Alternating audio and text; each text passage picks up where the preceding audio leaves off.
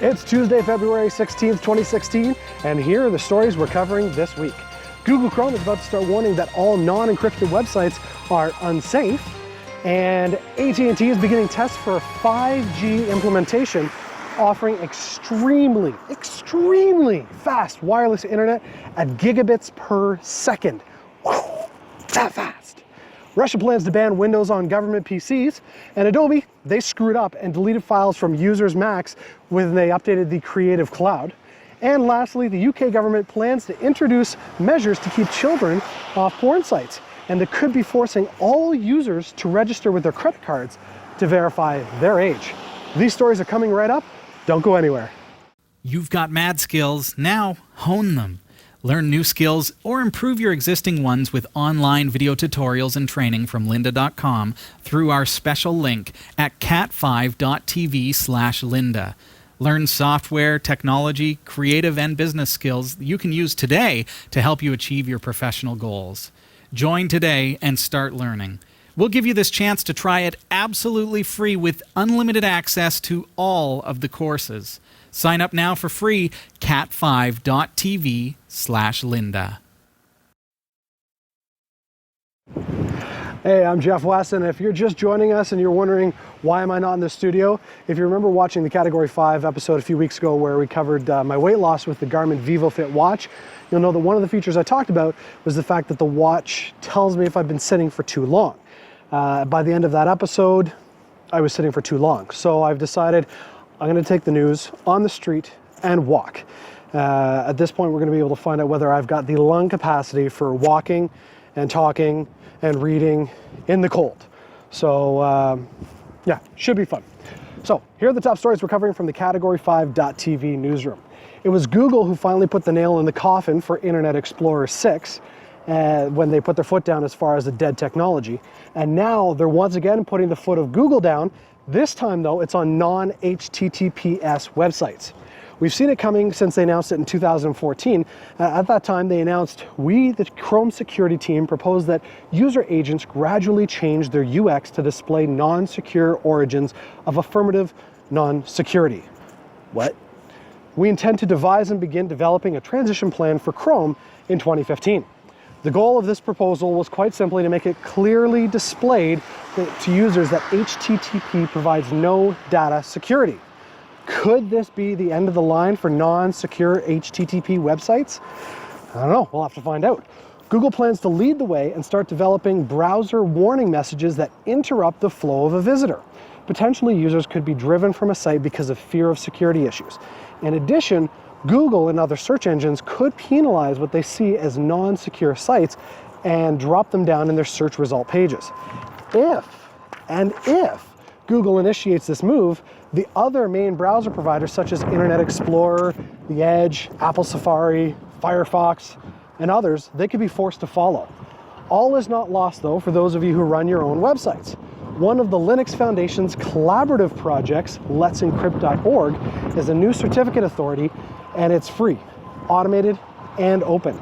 It's a bit technical, of course. I mean, why wouldn't it be? We're talking about websites here. But if you're familiar with the Linux command line and basic server administration, you'll do okay.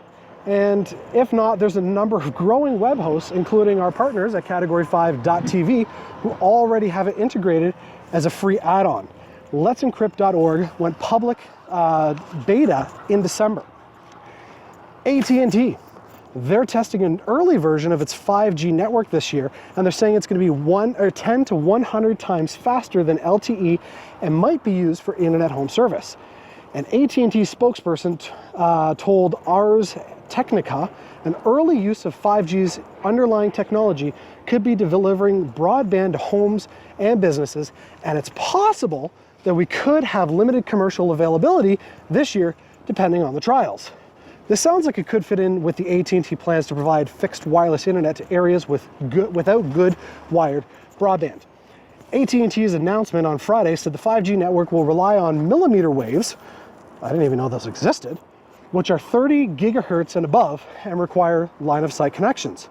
5G will also likely use the spectrum below 1G to connect to areas that can't be covered by the extremely high frequencies.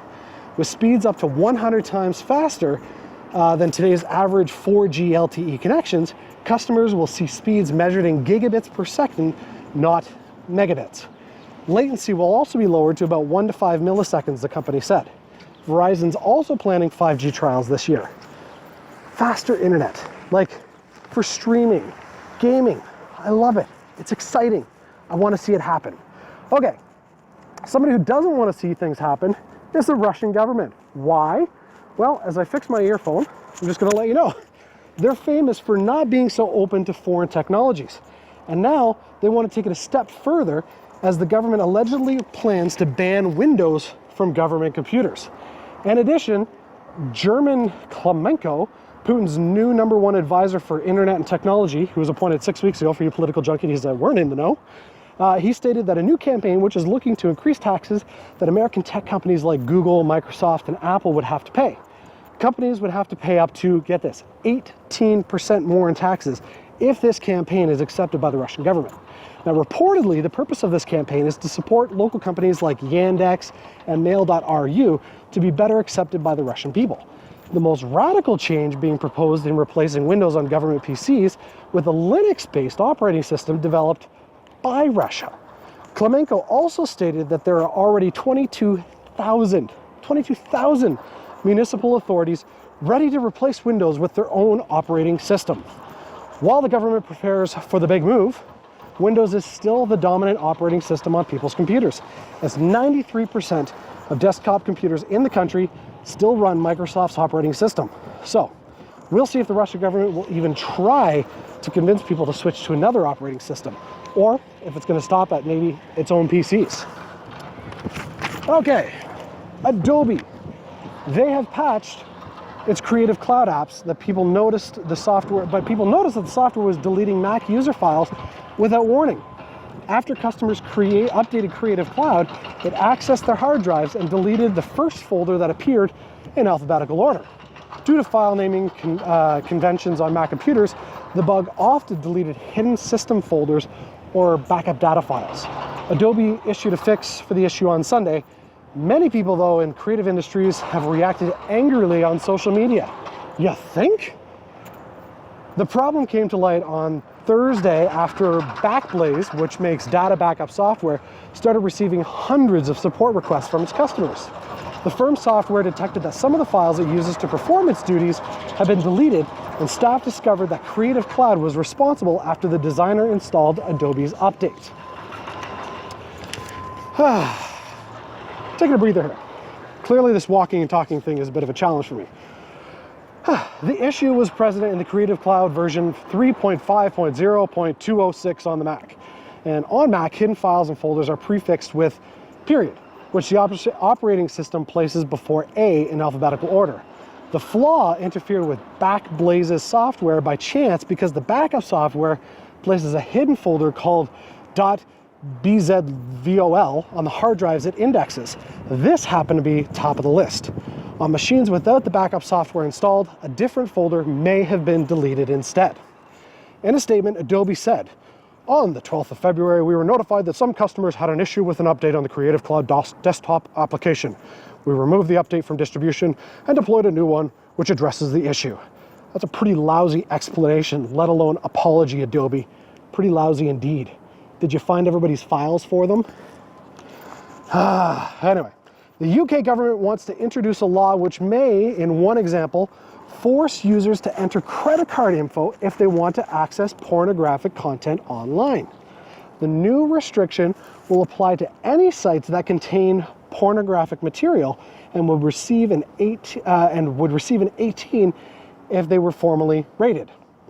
The new law is being introduced in order to force users to identify themselves in an attempt to keep children from using pornographic or otherwise inappropriate websites. Companies that run the websites will have to put checks in place to ensure that only adults are viewing them, or face having their sites shut down. Those that don't comply could have advertising banned or be forced to have their pages unavailable in the country.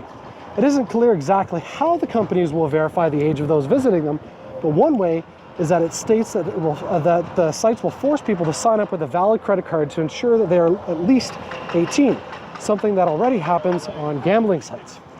The government said that the new effort was part of its plans to keep children safe online.